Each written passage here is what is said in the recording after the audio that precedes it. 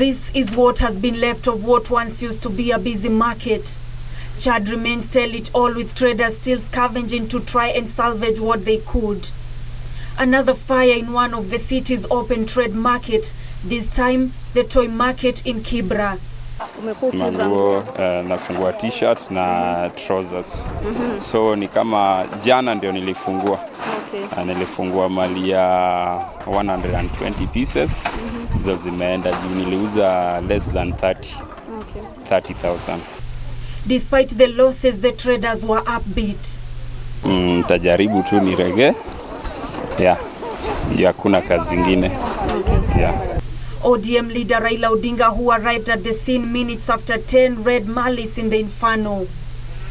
Sasa vile tumeona ya kwamba tunataka hii kazi ianze mara moja. Sasa governor inaonekana kama anachelewa, lakini anakuja. Nataka usiondoke hapa. Nataka mungomo subiri hapa. Napate yeye jukumu ya kukaa juu. Yeye kwanza hakuna ile inaitwa emergency fund.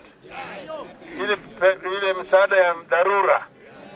Kwa naka hii kazi ni kazi ya dharura.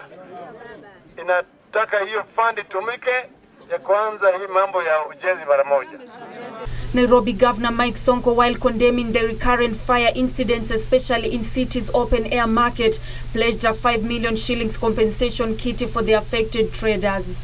Mimi nimekuja hapa kusimama na wanasoko, lakini kwa sababu wananchi wa Kibera mnataka siasa, hata kidogo, sababu nishasema leo serikali yangu inatoa 5 milioni, na si kama ile, unajua nikiwa senator hapa, rafiki yangu mmoja alisema anawapewa 5 milioni na haikutoka.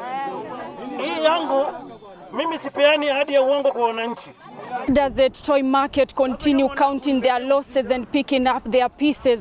The major question now remains, what caused this fire? A question they hope will be answered soon.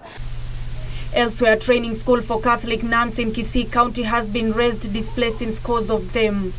The Franciscan Sisters Alumni Genga Novitiate in Kisii Sub-County lost their library, 10 classrooms, foodstuffs and personal effects, among others, in the inferno whose cause could not immediately be established. Reporting for Channel 1 News, I'm Nancy Okware.